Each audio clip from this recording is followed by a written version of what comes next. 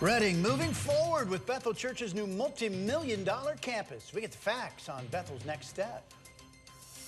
And a pizza delivery driver robbed at gunpoint tonight in Reading, and we were on scene shortly after it happened. The suspect still on the loose tonight. And an Anderson business robbed, but a police officer's stakeout helps net the alleged thief. This is KRCR News Channel 7 at 11. You're watching KRCR News Channel 7 at 11. Get the facts right. Bethel's new campus has officially been approved. Good evening. I'm glad you're with us tonight. I'm Allison Woods. And I'm Brent Weber. The Reading Planning Commission approved by unanimous vote a $96 million campus for North Reading.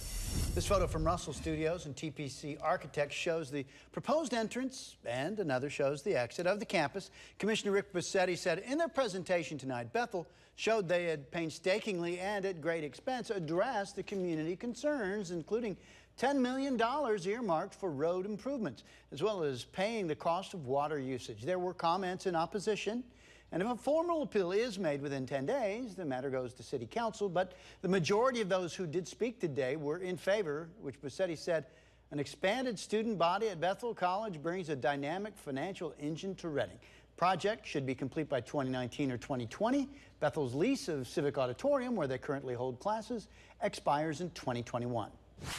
A West Side pizza delivery driver was robbed at gunpoint tonight at an RV park in South Reading.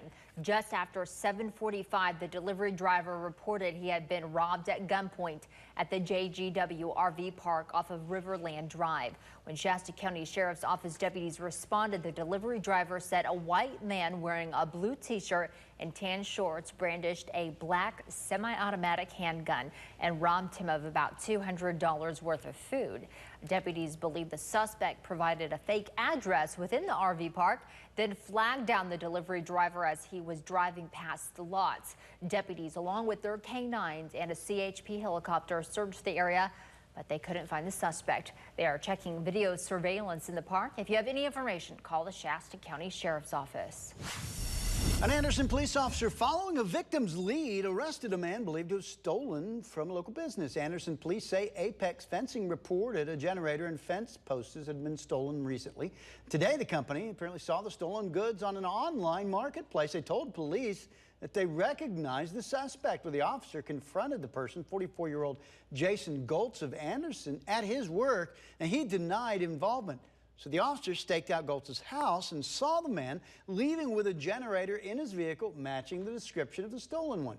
So the officer pulled him over and called Apex Fencing to send someone to identify the generator. Goltz eventually confessed, saying he had been stealing from Apex for months. He was arrested and booked into Shasta County Jail. Today, 3 young adults in Reading pleaded not guilty to the murder of Joshua Alberg. They were appointed public defenders. The courtroom was filled mostly with friends and supporters of the victim. 20-year-old Brooklyn Hill, 19-year-old Isaiah Williams, and 21-year-old Devin Sutton Wilson are charged with fatally shooting Alberg during a robbery in his apartment. There were a few people who showed up in Free Devin shirts. It was upsetting for Alberg's supporters in the courtroom. The preliminary hearing is set for October 10th. Shasta County Sheriff's deputies say this all started last Wednesday around 7 o'clock at night. Cody Wallace called 911 to report he had been robbed by Isaiah Williams and Devin Sutton Wilson. Shortly before 11, deputies responded to Wallace's girlfriend's home in Anderson to take their report. Around 11 that night, Coleman Yunt and Josh Alberg ran into Williams and Sutton Wilson with Wilson's girlfriend, Brooklyn Hill, at the Valero station on Turn Creek Road. Yunt and Alberg invited the group back to their house to smoke marijuana. Just after midnight, police are called to the home on Heavenly Oak Drive, where Yunt, covered in blood, begins banging on neighbors' doors. Police arrive and find Alberg dead from a single gunshot wound. So what happened in the hours between the robbery at the truck stop and the homicide? KRCR News Channel 7's Julia Avery spoke with the Sheriff's Department to try to fill in those blanks. After being robbed at the TA truck stop south of Reading, Cody Wallace waited 2 hours to call the Sheriff's Department. The call came in at 7 o'clock in the evening. Cody told 911 dispatchers he had been robbed by Isaiah Williams while trying to buy marijuana from him. and he was being threatened by Williams and Devin Sutton Wilson. It wasn't until 10:51 that a deputy responded to Wallace's call. The sheriff's department says it was a busy night with only 3 deputies on duty. Once they interviewed Wallace and his girlfriend, they worked to develop a photo lineup to confirm the identities of the suspects. Investigators say a be on the lookout, or BOLO, could not be sent out until that confirmation was complete. By 4:55 a.m., Wallace and his girlfriend positively identified Williams and Sutton Wilson from a lineup of photos.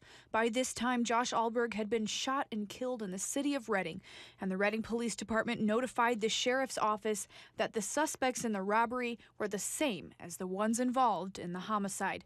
Julia Avery, KRCR News Channel 7. We did ask the sheriff's office why, when they first released information about the robbery, they only included a description. We were told it was an internal error and the suspects were already under surveillance by the time that information was released.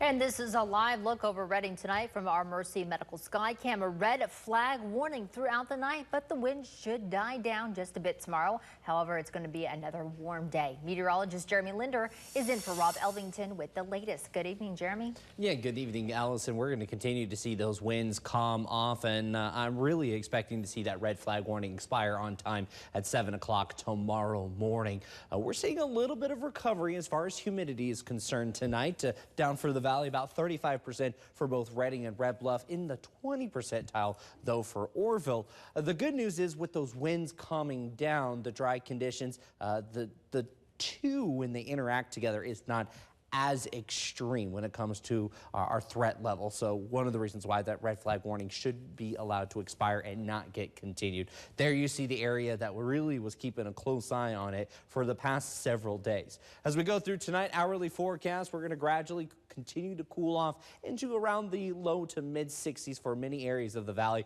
Then after that, we start to heat back up, but the good news is it won't be too hot tomorrow. Very similar to what we saw today in the low 90s with plenty of sunshine. Allison? Thanks, Jeremy.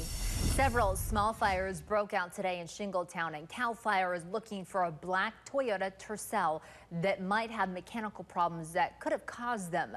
7 fires were sparked today along Highway 44. People say they saw a car backfiring.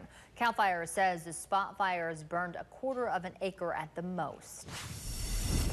New tonight, the Berry Fire in northeastern Shasta County is 100% contained. The fire off of Baker Road, east of Big Bend, was caused by lightning on September 12th. It reached 995 acres. President Trump saying relief efforts in Puerto Rico have been amazing. This after Hurricane Maria devastated that island. More on the president's plan to visit Puerto Rico and the challenges citizens there face in the aftermath of the storm, coming up. And terrifying moments for passengers trapped in a plane filling with smoke after landing in Fresno. That's straight ahead on KRCR News Channel 7 at 11.